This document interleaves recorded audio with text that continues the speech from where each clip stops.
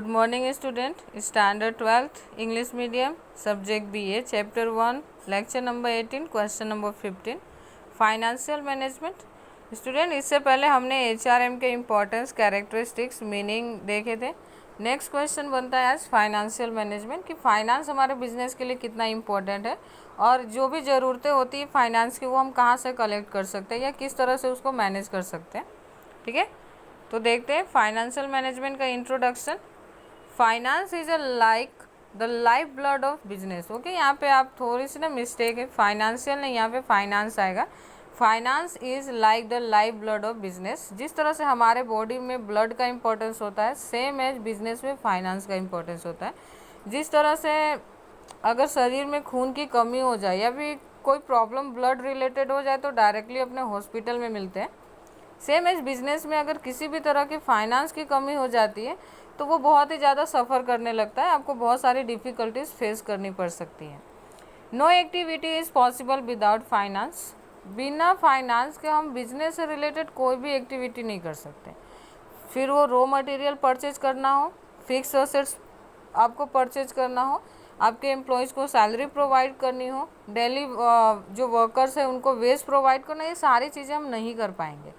तो इससे क्या होगा कि आप एक दिन भी बिना फाइनेंस के अपने बिजनेस को चला नहीं सकते। Finance is required for the establishment, development, expansion and the moderation of the business.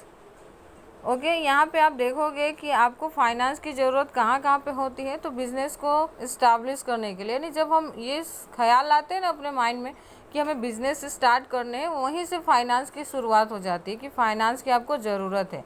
क्योंकि सिर्फ ख्यालों से अगर बिज़नेस होता तो सब करके बैठ जाते, पैसों की ज़रूरत होती है। तो फाइनेंस यहाँ पे आपको बिज़नेस जब हम सोचते हैं कि स्टार्ट करना है तब से आपको ज़रूरत होती है। सेकेंड है डेवलपमेंट की। अब ऐसा तो है नहीं कि हमने एक बार बिज़नेस जहाँ से स्टार्ट किया ज़िंदगी भर उसी लेवल पे रखना चाहते, उसको डेवलप करना चाहेंगे, तो डेवलपमेंट के लिए भी पैसों की ज़रूरत होती है। एक्सपांसन, सपोज कि एक यूनिट से दूसरी यूनिट, दूसरी से तीसरी, अगर आप एक्सपांड करना चाहते हो अपने बिजनेस को तो उसके लिए भी आपको पैसों की ज़रूरत होती है। एंड मॉडर्नाइजेशन, अगर आप चाहते हो कि आपकी बिज़नेस आधुनिक हो, मॉडर्न टाइप का हो, तो उसके लिए भी पैसे खर्च करने पड़ते हैं। तो ये सारी चीज़ें हैं ना, हमारे बिजनेस में फाइनेंस कहाँ कहाँ और किस तरह से यूज होता है उसके बारे में थोड़ी सी बेसिक जानकारी थी। अब मीनिंग देखते हैं कि मीनिंग क्या दिया हुआ है। Financial management deal with the financial function of a business. Financial management क्या करता है, तो वो बिजनेस में जो भी फाइनेंस की रिक्वायरमेंट्स होती है ना उसके साथ डील करता है, मीन्स कि उसको मैनेज करता है।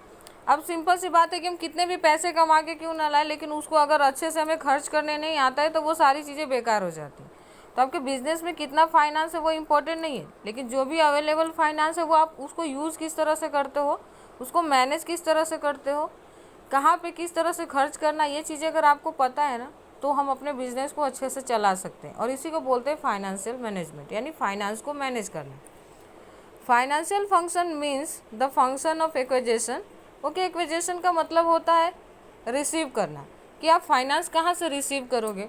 अब बिजनेस स्टार्ट करने के लिए जितने फाइनेंस है, जितने पैसों की ज़रूरत है ना, वो सिंपल सी बात है हमारे पास तो नहीं होगी। तो या तो आप लोन लोगे या फिर आपने शेयर इशू करोगे, या डिफरेंट टाइप के हमारे पास ऑप्शन है जहाँ से हम फाइनेंस कलेक्ट कर सकते हैं। तो आप फाइनेंस कहाँ से रिसीव करते हो, तो फंक्शन ऑफ एक्विजिशन यानी फंक्शन ऑफ रिसीविंग, कहाँ से आप फाइनेंस रिसीव करते हो। सेकेंड आता है यूटिलाइजेशन। जो भी सपोज कि फंक्शन रिसीव कर भी लेते हैं हम, फाइनेंस रिसीव कर लेते हैं, तो उसके बाद उसको यूटिलाइज किस तरह से करते हैं, यानी उसका उपयोग आप किस तरह से करते हो अपने सेक्टर के अंदर, ये भी देखना ज़रूरी हो जाता है। और फिर आता है एलोकेशन ऑफ कैपिटल। कैपिटल से आपको कंफ्यूज नहीं होना है, अब फाइनेंस की बात ही इन्होंने करी है कि एलोकेशन का मतलब होता है कि डिस्ट्रीब्यूशन करना। तो आप अपने कैपिटल को किस तरह से अलग अलग क्राइटेरिया में, अलग अलग कैटेगरी में डिवाइड करते हो। सपोज कि आपको पता है कि बिजनेस में एक से ज़्यादा डिपार्टमेंट में होते हैं, एक से ज़्यादा लेवल होते हैं, तो हर लेवल को फाइनेंस तो ज़रूरी होगा ना। तो हमें उन्हें किस तरह से ये डिस्ट्रीब्यूट करना है कि सबकी ज़रूरतें, सभी लेवल की ज़रूरतें पूरी हो सके। तो ये था फाइनेंशियल मैनेजमेंट का डेफिनेशन जो आप देख रहे हो यहाँ पे। अब है फंक्शन ऑफ फाइनेंशियल मैनेजमेंट कि फाइनेंशियल मैनेजमेंट किस तरह से काम करता है। ठीक है, to establish the financial management, सबसे पहला फंक्शन क्या होता है, कि estimate the financial management, estimation करना है, एक अनुमान लगाना है कि आपको फाइनेंस की रिक्वायरमेंट कितनी है। ठीक है, सबसे पहले एस्टिमेशन करोगे, अनुमान लगाओगे, तो हम आगे के प्रोसेस के लिए जा सकते हैं कि ये सारे जो हमने एक अनुमान लगाया है पैसों की, वो कहाँ से हम इकट्ठे कर सकते हैं। ठीक है, सेकेंड आता है to make financial plan from the point of view of time duration. Time duration को हिसाब में आपको अभी तो शायद नहीं आया है, फिर भी मैं आपको बता रही हूँ, लॉन्ग टर्म, मिडल टर्म और शॉर्ट टर्म के लिए जो फाइनेंस रिक्वायरमेंट होती है, तो आपको पॉइंट ऑफ टाइमिंग के पॉइंट ऑफ व्यू से ना आपको फाइनेंस को डिस्ट्रीब्यूट करना है अलग अलग कैटेगरी में, कि कितना फाइनेंस आपको अपने बिजनेस में लॉन्ग टर्म के लिए चाहिए, कितना मिडल टर्म के लिए चाहिए और कितना शॉर्ट टर्म के लिए चाहिए। अगर इस तरह से हम जो कैटेगरी है ना वो डिवाइड कर देंगे, तो उससे क्या होगा कि हमारी थोड़ी सी प्रॉब्लम है वो कम हो सकती है। थर्ड आता है तो प्रिपेयर बजट। अब बजट बनाना भी ज़रूरी है कि कौन से डिपार्टमेंट में, कौन से लेवल पे कितने फाइनेंस की ज़रूरत आने वाले दिनों में है। उससे हम क्या कर सकते हैं कि एक अनुमान लगा सकते हैं, और जब वो जो फाइनेंस हमारे पास है उसको हम उसी के हिसाब से डिस्ट्रीब्यूट कर सकते हैं अलग अलग विभाग में। टू एलोकेट फंड्स, अब आपने बजट प्रिपेयर किया, उसमें ज़रूरत के हिसाब से आपके पास एक इन्फॉर्मेशन आई कि कहाँ पे कितनी फाइनेंस की ज़रूरत है, तो फोर्थ पॉइंट में हम ये करेंगे कि फ़ंड को एलोकेट करेंगे, मीन्स कि फ़ंड को डिस्ट्रीब्यूट करेंगे। जो भी फाइनेंस जहाँ पे ज़रूरत है, जितनी ज़रूरत है उसके हिसाब से आप डिस्ट्रीब्यूशन करोगे। फिफ्थ आता है to decide capital structure and the select sources of acquisition of capital. उसके बाद हम क्या करेंगे, कैपिटल स्ट्रक्चर डिसाइड करेंगे। ठीक है, ये नेक्स्ट आने वाले चैप्टर में दिया हुआ है कैपिटल स्ट्रक्चर, वो हम बाद में पढ़ेंगे। सिर्फ आपको याद रखना कि एक कैपिटल से रिलेटेड, फाइनेंस से रिलेटेड एक स्ट्रक्चर डिसाइड करेंगे जो हमारे प्रॉब्लम को सॉल्व करने का काम करेगा। And to select sources of acquisition of capital, और फिर हम एक ऐसे माध्यम का चुनाव करेंगे जहां से हमें आसानी से कैपिटल प्राप्त हो सके। नेक्स्ट आता है to carry out the procedure for acquiring the finance. अब हमें घर बैठे तो पैसे मिलने वाला है नहीं, आपको उसके लिए प्रोसीजर करने पड़ेंगे, प्रोसेस में जाना पड़ेगा। तो आप क्या करोगे कि ऐसे प्रोसीजर डिसाइड करोगे, कैरी करोगे जो आपको फाइनेंस दिलवाने में, फाइनेंस प्राप्त करने में आपकी हेल्प करेगा। 7 आता है to see that the acquired funds are properly utilise and to keep control over financial activities. अब आपने लोन ले लिया, शेयर इशू करके कैपिटल कलेक्ट कर लिया, ये सारा काम हो गया, लेकिन अब एक ज़रूरी काम ये आता है कि जो भी आपने फंड रिसीव किया है मार्केट से या कहीं से भी, उसका यूटिलाइजेशन प्रॉपर हो, मीन्स कि उसका उपयोग आप सही ढंग से करो, और उसके ऊपर कंट्रोल रखो कि फाइनेंशियल एक्टिविटी जो भी हो रहा है उसमें किसी तरह की कोई प्रॉब्लम ना है।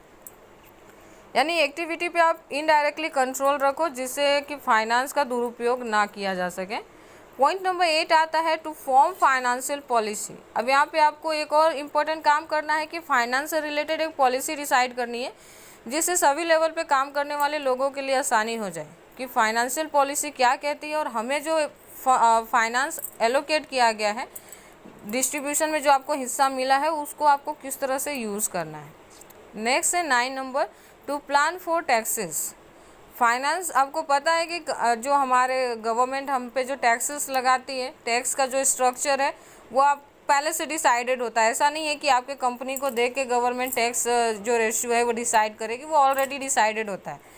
तो आप फाइनेंस का यूटिलाइजेशन इस तरह से करो कि जो टैक्स का बर्डन हमारे कंपनी पे आने वाला है, हमारे फर्म पे आने वाला है, वो रिड्यूस किया जा सके। ठीक है, और नंबर 10 है to make arrangement of assets. और जो फिक्स असेट्स है जो आपको लॉन्ग टर्म तक बेनिफिट्स देने वाले, उसका जो अरेंजमेंट है वो बेटर तरीके से करो, क्योंकि आपने उस पर बहुत सारे पैसे लगाए उसको परचेज करने में। तो सिंपल सी बात है कि उसकी देख रेख इस तरह से होनी चाहिए जो हमें लॉन्ग टर्म तक बेनिफिट दे सके। तो ये था फाइनेंशियल मैनेजमेंट के फंक्शंस। आई होप आपको समझ में आया होगा। Thank you.